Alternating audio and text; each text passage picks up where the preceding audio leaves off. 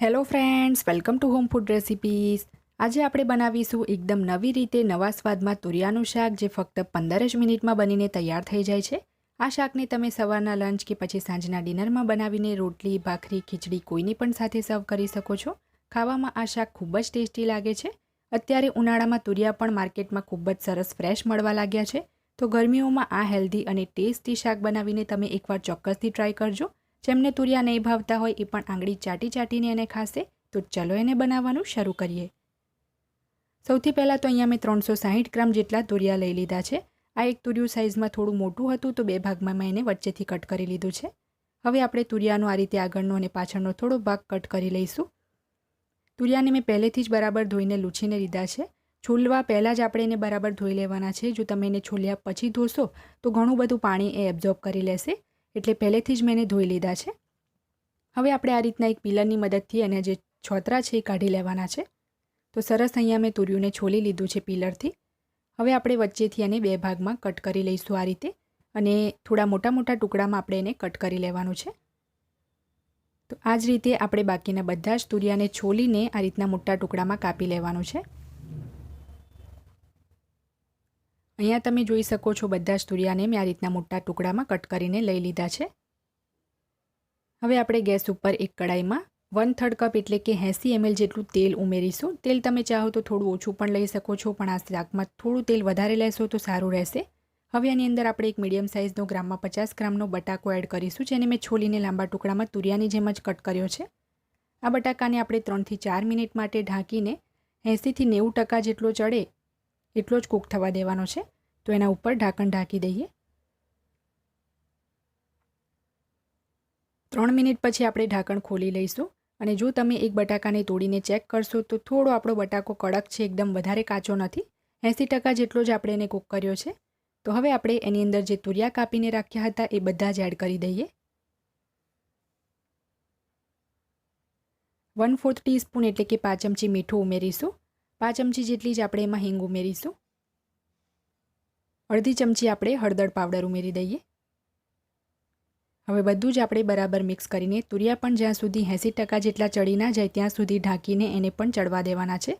આપણે આની અંદર જે મીઠું એડ કર્યું છે એના લીધે તુરિયામાંથી જે પાણી છે બધું જ અલગ થઈ જશે અને તુરિયા આપણા જલ્દી ચડી જશે. તો ઢાંકણ ઢાંકીને આપણે એને 3 થી 4 મિનિટ માટે ચડવા દઈએ. 3 મિનિટ પછી આપણે ઢાંકણ ખોલીને જોઈ લઈશું. તો જો તમે એક તુરિયું તોડીને જોશો તો તુરિયા પણ આપણા ટોટલી ચડ્યા નથી, થોડી એની અંદર પણ કચાશ છે, જે પછીથી ગ્રેવીમાં ચડી જશે. તો હવે આપણે બટાકા અને તુરિયા બંનેને એક અલગ પ્લેટમાં આ રીતે કાઢી લઈશું.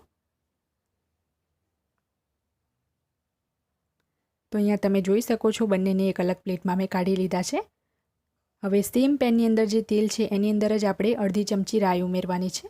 1/4 ટીસ્પૂન જેટલું 5 ચમચી જેટલું જીરું ઉમેરીશું. 1 ચમચી જેટલી આપણે આદુ, લસણ અને લીલા મરચાંની પેસ્ટ ઉમેરીશું, અને આ પેસ્ટને આપણે ધીમા તાપે 1 મિનિટ માટે સાંતળી લેવાની છે, જેથી એમાં જે કંઈ પણ કચાશ હોય એ નીકળી જાય.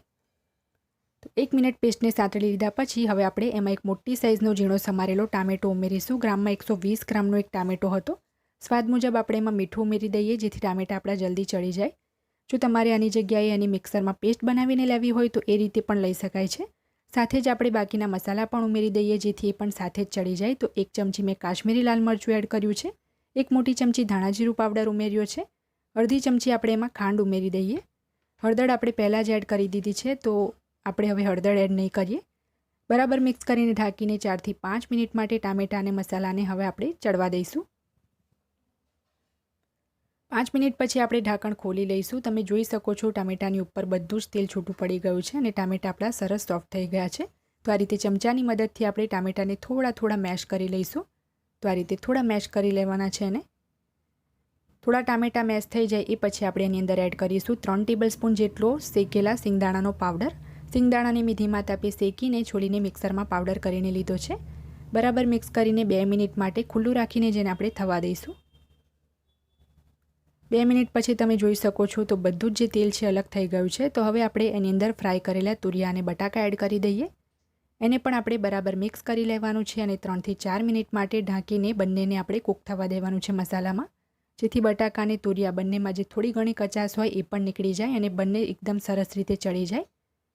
તો આને પણ આપણે ઢાંકી દઈશું. મીઠું આપણે આની અંદર તુરિયામાં પણ એડ કર્યું હતું, પછીથી પણ એડ કર્યું હતું, તો જો ઓછું લાગે તો તમારે એડ કરી દેવું.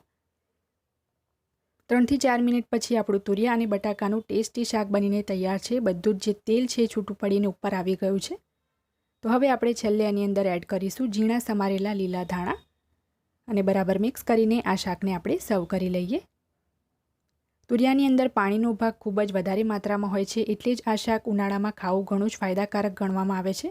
તમે પણ ક્યારેય જો આનાથી પહેલાં આ શાક ના બનાવ્યું હોય આ રીતે, તો આ રેસીપીને ફોલો કરીને ચોક્કસથી એકવાર આ શાકને ટ્રાય કરજો. ઘરમાં બધાને ખૂબ જ પસંદ આવશે અને ફક્ત 12 થી 15 જ મિનિટના સમયમાં આ શાક બનીને તૈયાર પણ થઈ જાય છે. તો ફ્રેન્ડ્સ, જો તમને મારી આજની આ રેસીપી પસંદ આવી હોય તો મારા વિડીયોને લાઇક કરી, શેર કરી, ચેનલને સબસ્ક્રાઇબ કરવાનું બિલકુલ ના ભૂલતા. સબસ્ક્રાઇબ બટનની બાજુમાં જે બેલ આઇકન છે એને પણ દબાવજો, જેથી તમને મારા દરેક નવા વિડીયોની નોટિફિકેશન મળતી રહે. અને જો તમારે મારી આ જ રેસીપી હિન્દીમાં જોવી હોય તો મારી હિન્દી ચેનલ ઉપર જઈને જોઈ શકો છો. જેની લિંક મેં વિડીયોની નીચે ડિસ્ક્રિપ્શન બોક્સમાં આપી છે. તો મળીએ નેક્સ્ટ વિડીયોમાં. ત્યાં સુધી આવજો.